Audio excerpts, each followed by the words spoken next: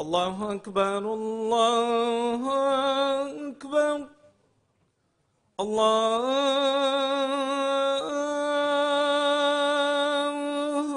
أكبر الله أكبر أشهد أن لا إله إلا الله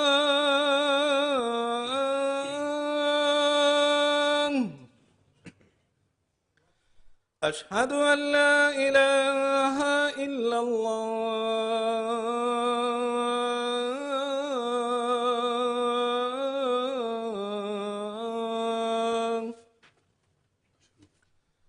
أشهد أن محمدا رسول الله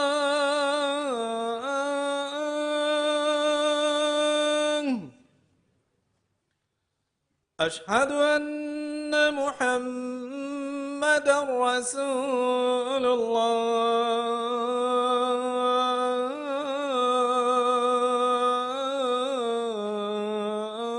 الله حي على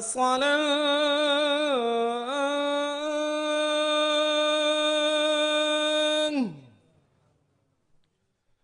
حي على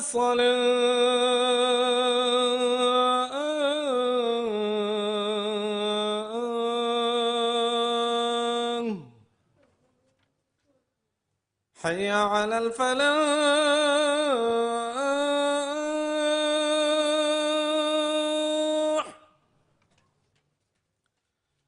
حي على الفلاح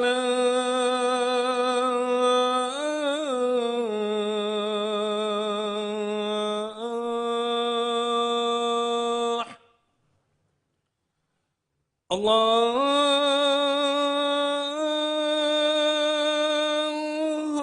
أكبر الله أكبر لا إله إلا الله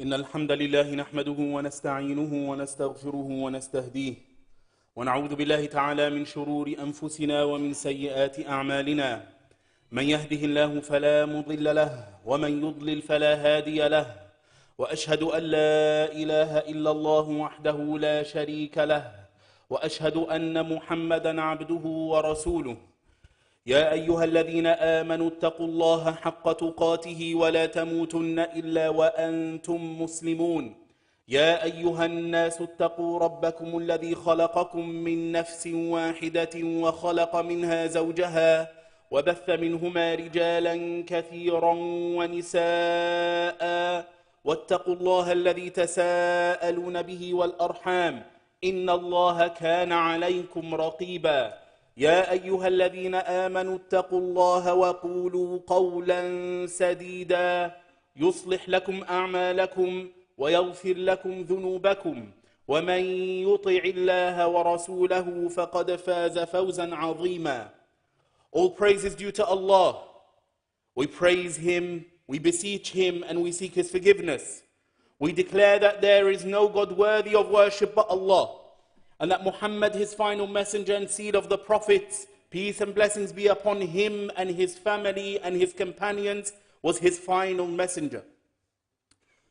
We bear witness that he conveyed the message and fulfilled the trust and directed the ummah, master of the worlds, leader of this nation, leader of the prophets and the messengers, leader of mankind on the day of judgment, leader of the inhabitants of paradise.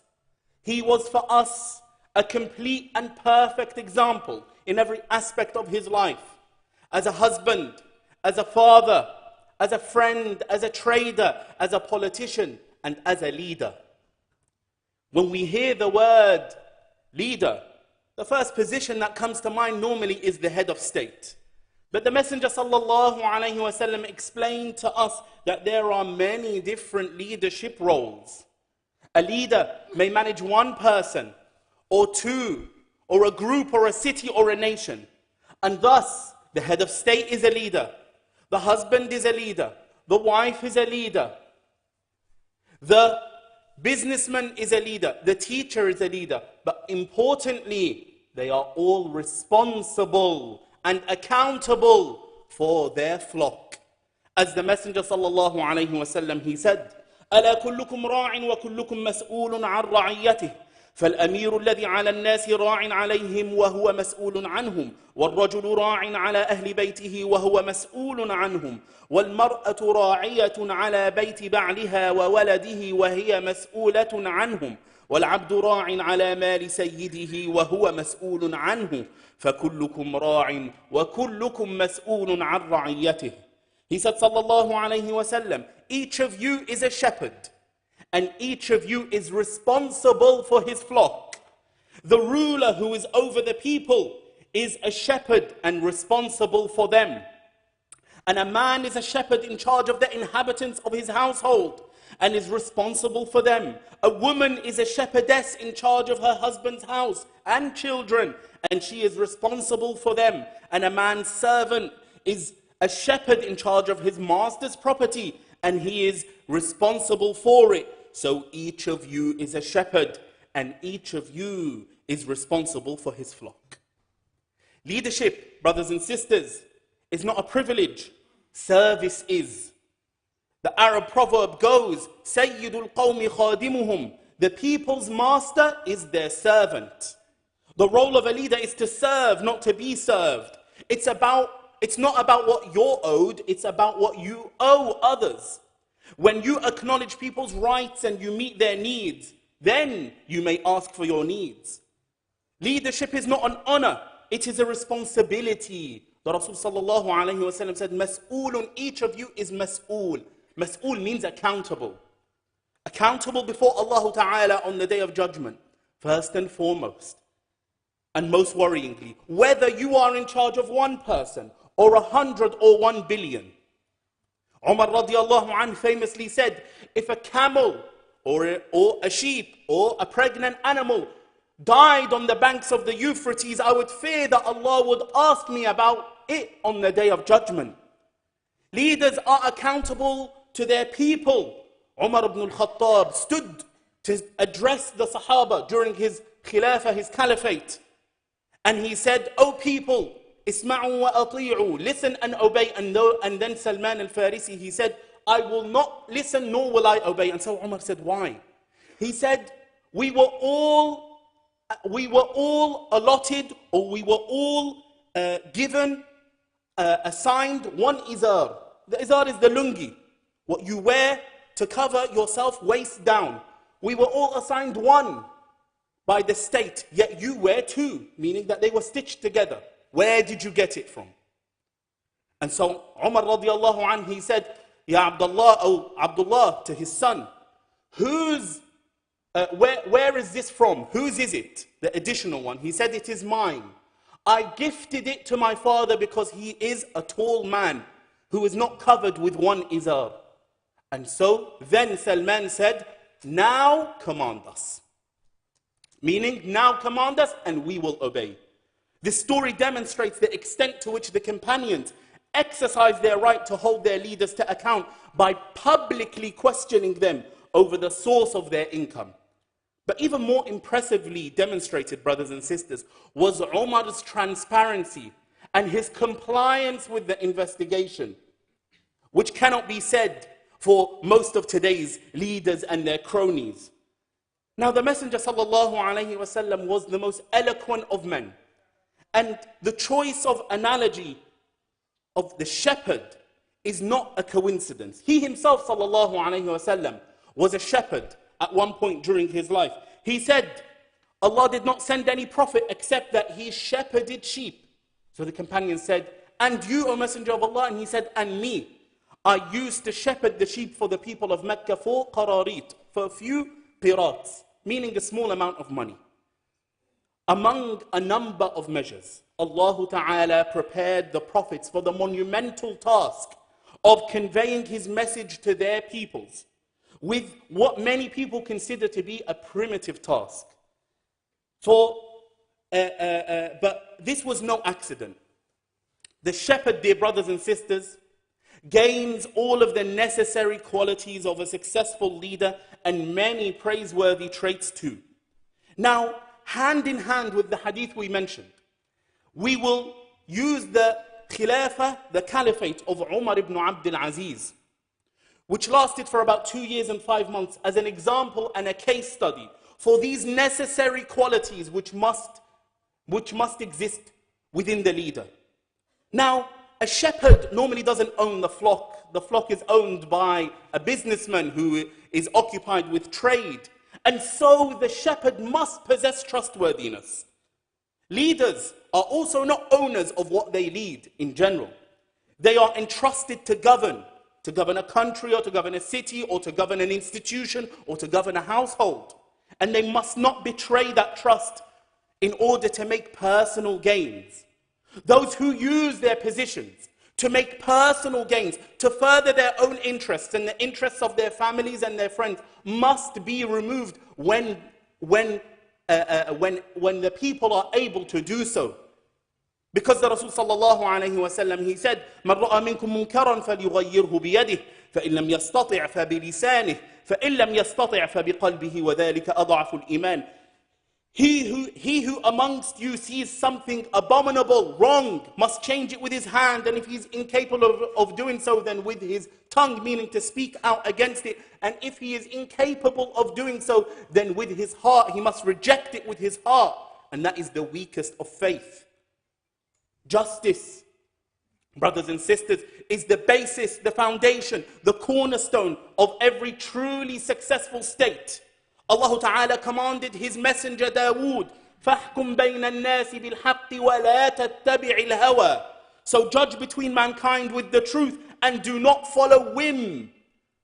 Umar ibn Abdul Aziz began to implement justice with himself first and foremost by discarding and giving to charity all of the possessions that he had made, that had been gifted to him through dubious means, through the extortion of the Umayyad caliphs before him and their agents. The stories had become widespread and their crimes had become known. And so he wished to have no association with anything that was given to him directly or something that he gained through his relationship, his family relationship to them.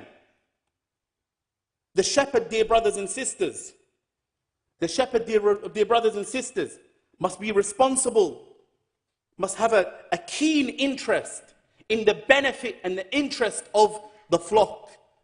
The shepherd is not commissioned with just maintaining the number of the flock, but rather has to find greener pastures so that the numbers can grow. And so too must a successful leader strive to improve the condition of the people, not to just maintain the status quo, but to enhance people's standard of living, and to, whether those people are a nation or staff in an institution or company or your children at home. Among the many fine characteristics which must be embodied by the shepherd are clemency, forgiveness, and mercy. The shepherd learns to care for the weakest and most vulnerable in the flock. Often he delivers newborn lamb, is trodden on by the animals, urinated on, rammed by feisty males, and much more. These features are key to any leader: forgiveness and clemency and mercy, as managing people necessitates mixing with them. You don't manage people from a distance. You manage people by engaging with them. And engaging with people means that you must endure the harm that will be directed towards you. The Messenger sallallahu alayhi wa sallam, he said sallallahu alayhi wa sallam, al-mu'minu alladhi yukhalitu an-nasa wa yasbiru ala adahum أعظم أجرا من المؤمن الذي لا يخالط الناس ولا يصبر على أذاهم. The believer who mixes with people and patiently bears their annoyance is better and more rewarded than the believer who does not mix with people nor patiently bear their annoyance. It was narrated that Umar ibn Abdul Aziz, when he assumed the caliphate, he went out at night with his bodyguards to the mosque. And so in the darkness of the night, he tripped up over a person, a man who was sleeping on the floor. And so the man shouted, "Are you crazy?" And so Umar replied, "No." Then the bodyguards grabbed the man. And so Umar rahmatullahi alayhi intervened and he said, "No, leave him. He merely asked me if I was crazy." And I answered, "No." The humility and the modesty and his patience, radiyallahu anh, patience, this patience can only be fully observed with humility.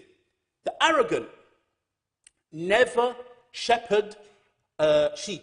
They never work with animals. The arrogant do not work with the arrogant will ride the horse, but not look after the horse in the stable and all of the cleaning and the grooming and everything that is needed. No.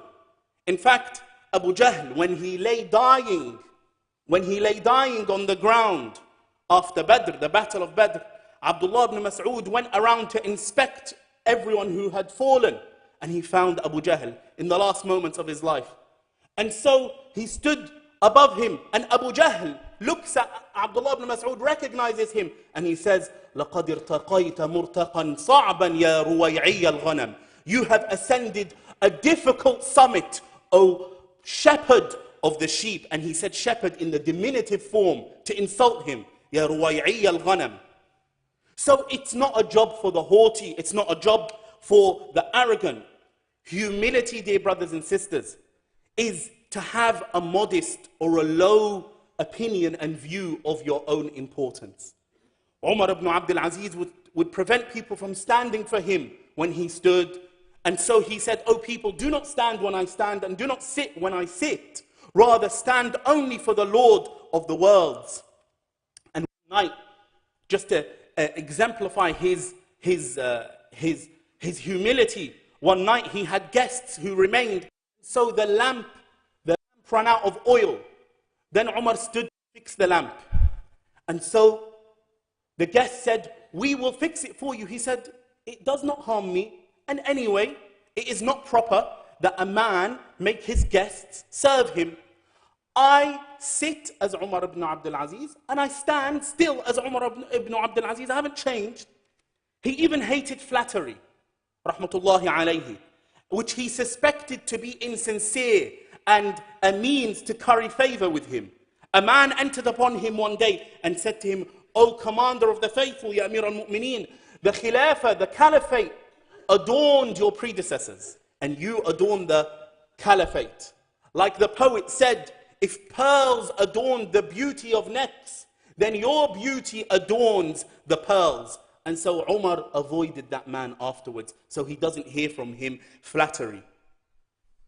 Wara', piety, fastidiousness, scrupulousness in matters of the religion are hallmarks of the best leaders. That is to say, they diligently avoid any doubtful matters which may lead to haram. Such doubtful matters include special favors that are done for them, the special discounts that they are given because they're leaders, which may translate into bribes, or they may deprive people of their rightful livelihoods. Umar ibn Abdul Aziz, rahmatullahi alayh, used to love to eat bread and honey. And so one day he asked his family to purchase him some. And so they hastily came back with some honey, which he ate and he enjoyed. And so he asked his wife, "Where did you get it from?" And so she answered him. He said, "Show me the jar." He saw the jar of honey.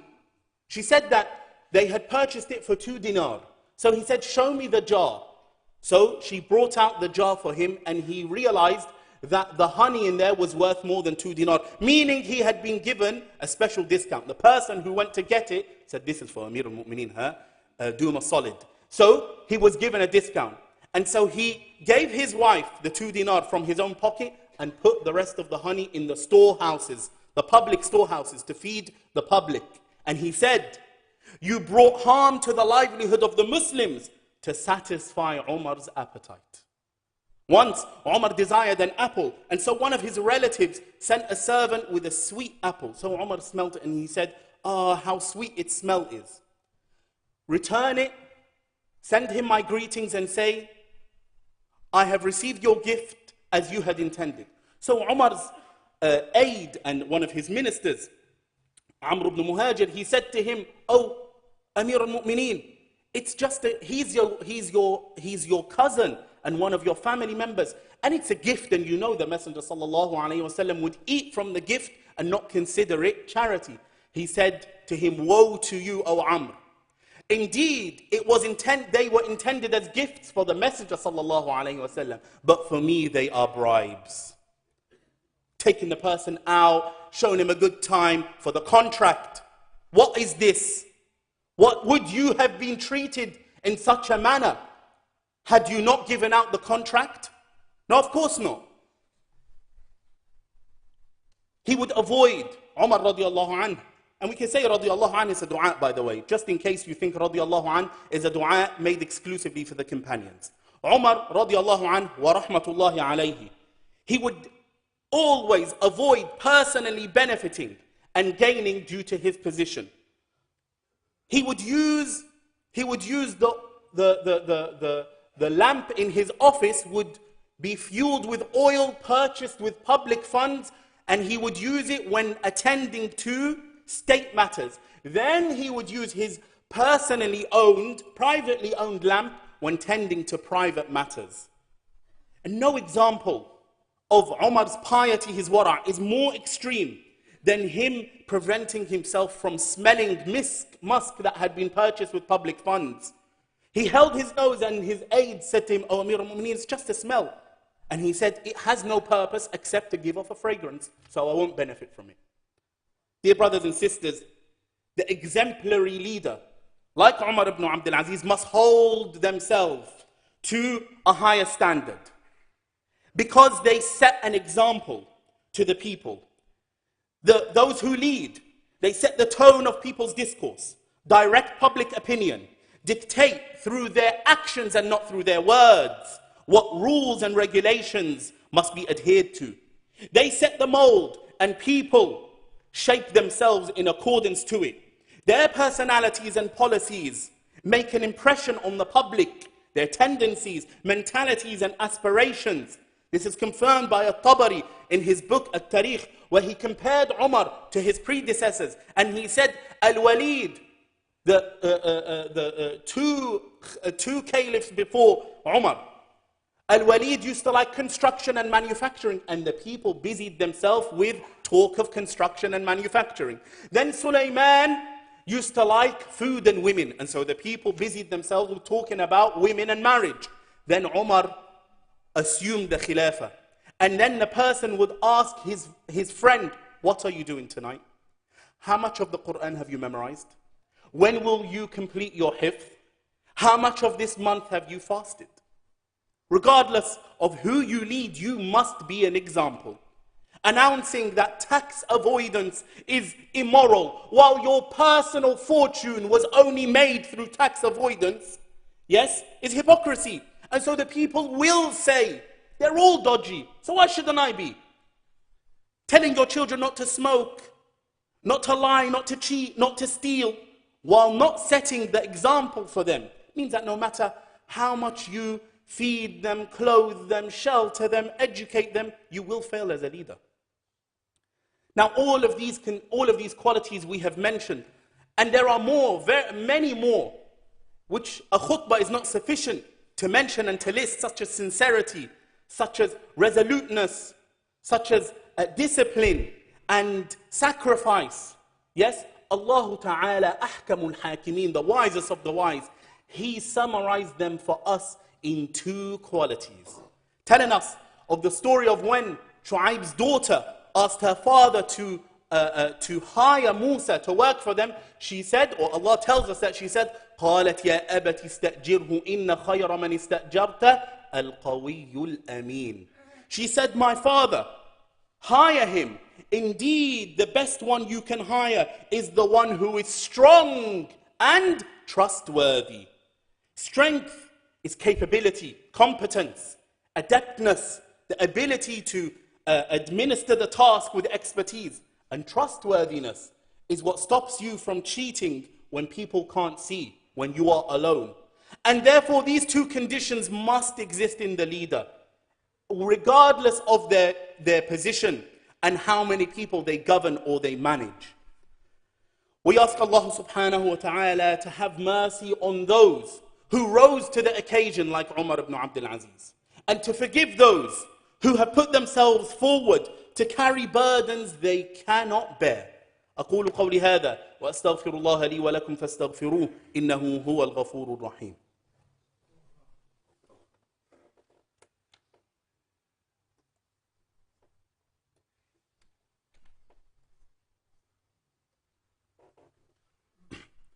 إن الحمد لله وكفى والصلاة والسلام على الحبيب المصطفى وبعد.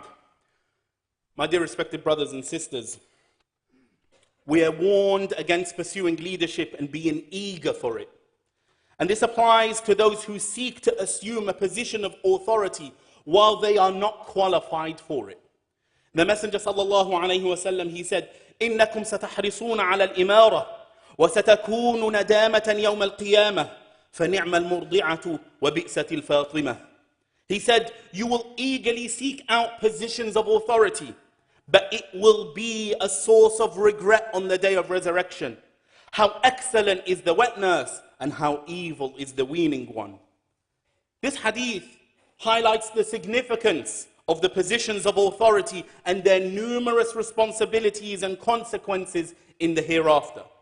Leadership was likened by the Messenger sallallahu alaihi wasallam to a wet nurse, given the financial benefits, good standing and influence it brings about. At the beginning, leadership is attractive to everyone. And so the leader is like a baby being fed by his position. But it was also likened by the Messenger sallallahu alaihi wasallam to the one who weans because of the responsibilities and how the end, when a child is weaned, it's a painful experience. And so how the end of this experience is a painful one, either by being deposed, overthrown, or assassinated in this world, yes, and then inevitably the consequences and the sorrow and the regret on the day of judgment. The Messenger sallallahu alayhi wasallam, he said to the companion Abdurrahman ibn Samurah, he said to him, "O Abdurrahman ibn Samurah, do not seek authority. Don't look for leadership. Don't seek it out for yourself. Because if you do, if you are granted authority or power after you have sought it and asked for it, yes, وُكِّلْتَ إِلَيْهَا, meaning that you will be commissioned for it. You'll be left to your own wit and your own intelligence, and you will not receive support from Allah. وَإِنْ أُعْطِيتَهَا عَنْ غَيْرِ مَسْأَلَةٍ أُعِنْتَ عَلَيْهَا. But if you are granted it without asking for it, you will be helped in it by Allah Ta'ala. The one who, despite knowing the dangers of leadership, still boldly seeks it, most likely pursues personal gains rather than public gains. And that person, as the Messenger sallallahu alaihi wasallam told us, will receive no aid or support or guidance from Allah subhanahu wa ta'ala. And such people must never be nominated, must never be selected, must never be appointed over any position. The Messenger sallallahu alaihi wasallam, he said, لَنْ أَوْ لَا نَسْتَعْمِلُ عَلَى عَمَلِنَا مَنْ أَرَادَهُ. We never, or we do not, appoint for our affairs anyone who seeks it. By contrast, if a position of authority is assigned to a qualified person without them seeking it, and they undertake it in a proper and just manner, then they will be helped in doing their job. We all know that Yusuf alayhi salam asked the Aziz, he asked the king of Egypt, to be appointed over the storehouses of the land, to be the head of the treasury, a huge role, a huge position. Now, there is no conflict between the prophetic guidance and Yusuf's request to be appointed. Allah Ta'ala, he tells us, قَالَ جَعَلْنِي عَلَى خَزَائِنِ الْأَرْضِ إِنِّي حَفِيظٌ عَلِيمٌ. He said, put me in charge of the storehouses of the land. I am indeed a knowledgeable, constant preserver. Asking for Asking for authority and leadership is blameworthy when one knows that there are others more capable, who are trustworthy, fit for the job, and have no deficiency.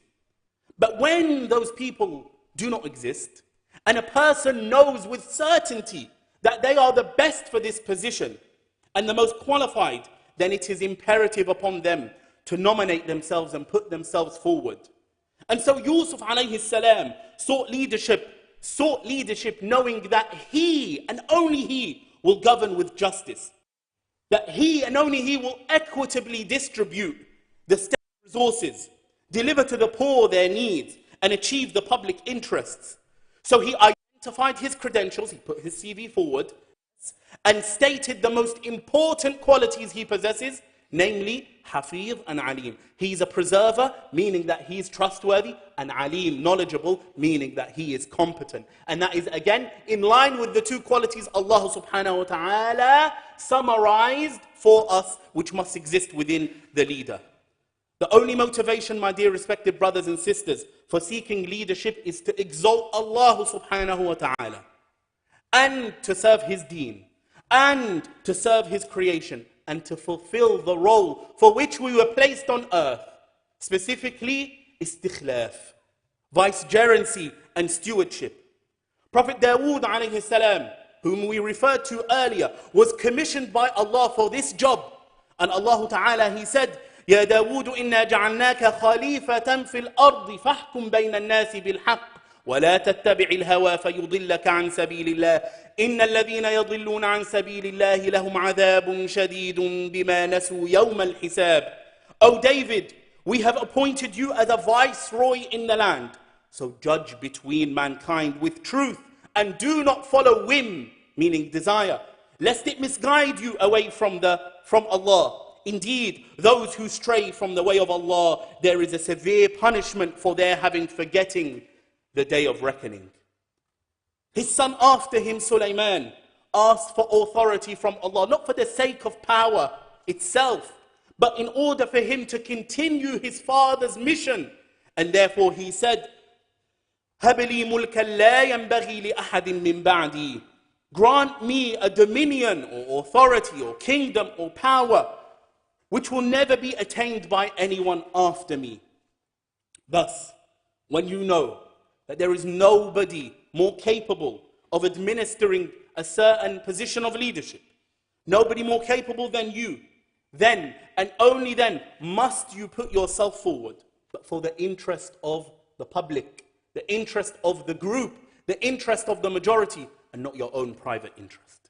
We ask Allah subhanahu wa ta'ala by His beautiful names and lofty attributes, and by His supreme name, which if beseeched with, He responds, and if pleaded with, He gives, to appoint over us the best of us, and to remove from us the worst of us, and to endow us with the strength and trustworthiness required in order for us to undertake our duties properly and fairly. أقول هذا وصلوا وسلموا على خير الأنام فإن الله أمركم بأمر بدأ به بنفسه وثنى بملائكة قدسه ثم بكم أيها المؤمنون فقال جل من قائل إن الله وملائكته يصلون على النبي يا أيها الذين آمنوا صلوا عليه وسلموا تسليما اللهم صل على محمد وعلى آل محمد كما صليت على إبراهيم وعلى آل إبراهيم وبارك على محمد وعلى آل محمد كما باركت على إبراهيم وعلى آل إبراهيم إنك حميد مجيد اللهم أعز الإسلام والمسلمين وأذل الشرك والمشركين وأعلي بفضلك كلمتي الحق والدين اللهم أرنا الحق حقا وارزقنا اتباعه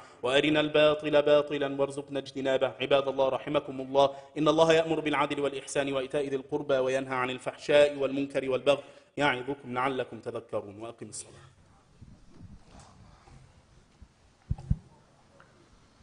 الله أكبر الله أكبر الله أكبر الله أكبر أشهد أن لا إله إلا الله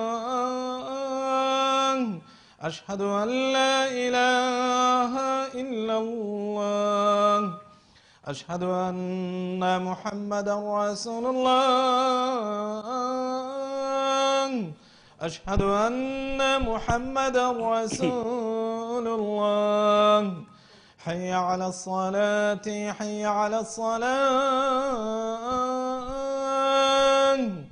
حي على الفلاح حي على الفلاح قد قامت الصلاة قد قامت الصلاة الله أكبر الله أكبر لا إله إلا الله